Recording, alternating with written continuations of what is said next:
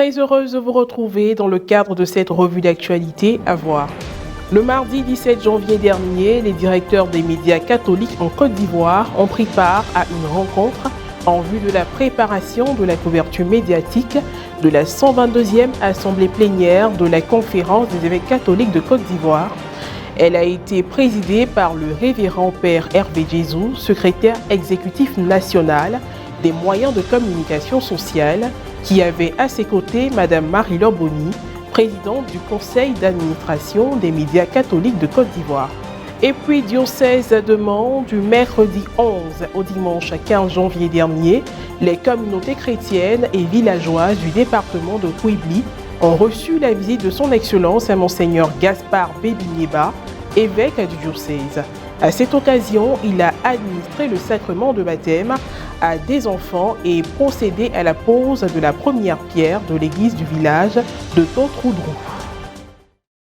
En prélude à la 122e Assemblée plénière de la Conférence des évêques catholiques de Côte d'Ivoire, le révérend Père Hervé Jésus, secrétaire exécutif national des moyens de communication sociale, a convié les directeurs des médias catholiques, Radio Nationale Catholique, Ecclesia TV, Radio Espoir, Radio Maria Yamoussoukro et La Colombe à une rencontre préparatoire le mardi 17 janvier dernier, laquelle s'est déroulée au siège de la conférence en présence de Madame Marie-Laure Boni, présidente du conseil d'administration des médias catholiques de Côte d'Ivoire, et de certains responsables des services rédaction et production des médias cités.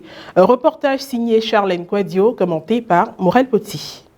Planifier et coordonner la couverture médiatique de la 122e Assemblée plénière de la Conférence des évêques catholiques de Côte d'Ivoire, CECI. Tel était l'objectif de la rencontre préparatoire qui s'est déroulée le mardi 17 janvier dernier au siège de la conférence à la Riviera Palmeraie. En effet, créer une coordination dans un esprit de synodalité et une synergie d'action de tous les médias catholiques en vue d'aboutir à une large sensibilisation et médiatisation des assises de la prochaine rencontre des archevêques et évêques de Côte d'Ivoire est la mission que s'est donnée le secrétariat exécutif national des moyens de communication sociale avec à sa tête le révérend Père Hervé Jésus.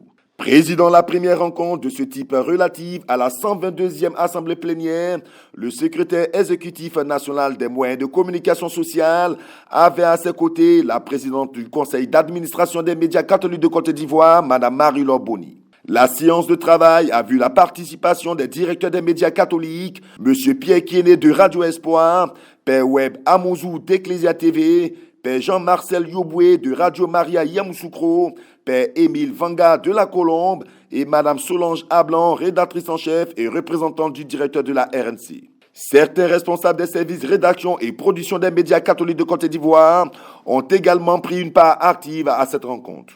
Plusieurs points ont été abordés au cours de cette réunion préparatoire. Ce sont entre autres l'énoncé du déroulé de la 122e Assemblée plénière de la CECI, la stratégie de communication, le rôle et l'implication des médias catholiques. Il faut reconnaître que de façon générale, le peuple de Dieu dans l'Église en Côte d'Ivoire n'est pas toujours informé de l'activité des évêques, surtout des assemblées plénières.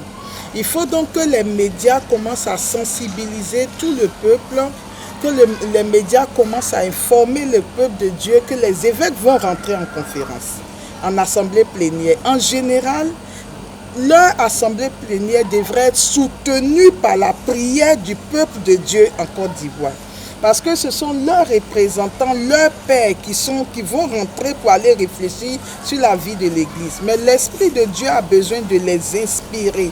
L'Esprit de Dieu a besoin de les éclairer. Donc les médias devraient dès maintenant inviter le peuple de Dieu à commencer à prier pour les évêques.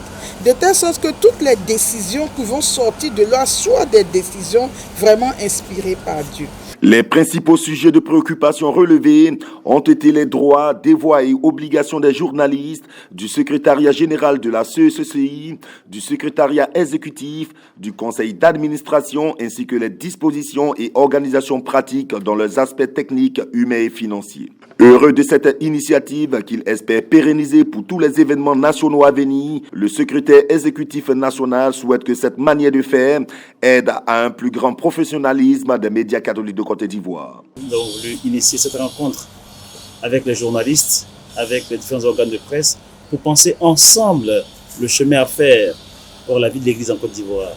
Et donc nous rendons grâce à Dieu qui a permis que cela se fasse. Avec la bénédiction de Monseigneur Raymond Awa, nous y sommes et nous comptons sur vous, les journalistes, pour relayer les informations et pour poursuivre ce qui a été entrepris à partir de cette année nouvelle 2022-2023.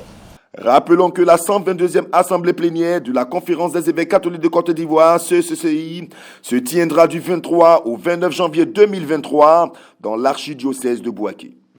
Direction le diocèse de Mans. Son Excellence Monseigneur Gaspard Bébigneba a effectué une visite pastorale dans le département de Kouibli du mercredi 11 au dimanche 15 janvier dernier. Il a été à la paroisse Saint-Pierre apôtre de Kouibli, puis s'est rendu dans le village de Totrodrou où il a baptisé des enfants et procédé à la pose de la première pierre de l'église locale. Un reportage de la cellule de communication du diocèse de Mans, commenté par Maria Bissier. Diocèse de Mans.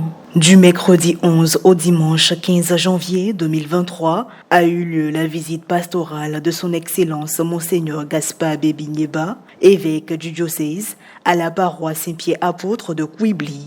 Le jeudi 12 janvier, il était dans le village de Totrodrou où s'est déroulée la cérémonie de pose de la première pierre de l'église locale. Elle a été précédée d'une messe au cours de laquelle des enfants ont reçu le sacrement de baptême. C'était en présence du sous-préfet, des chefs traditionnels, des cadres du village et des fidèles venus pour l'occasion. C'est dans une ambiance festive avec des chants et danses que les habitants du village ont réservé un accueil chaleureux au prélat. Depuis de nombreuses années, les fidèles chrétiens vivant dans la sous-préfecture de Totrodrou, département de Kouibli, font leur célébration eucharistique dans une salle de classe de l'école catholique de ce village, située à 17 km sur l'axe de Kouibli-Mans. Mais grâce à l'aide de certains anciens et cadres, ils ont pu obtenir un terrain d'1,5 hectare. Cette visite a été un moment privilégié pour Monseigneur Gaspard Bébigneba, qui a exprimé sa joie d'être présent en ce lieu. Il a exhorté les chrétiens à un engagement concret afin de bâtir une église famille et synodale avec chacun dans sa différence. Dieu a construit, a créé, a fait les hommes différents, dispersés par la culture, la langue, par les pays, mais en réalité, pour un seul et même projet. Projet de rassemblement, d'unité, d'unification, de progrès, de réussite, d'amour. Oui, là où les hommes s'entendent, se mettent d'accord pour faire le bien, c'est le projet de Dieu qui se réalise. Il a demandé à chacun, surtout aux parents, de se convertir et de revenir à Dieu. Oui, mes parents, écoutez-moi bien aujourd'hui. Le Seigneur vous appelle aujourd'hui au changement de vie.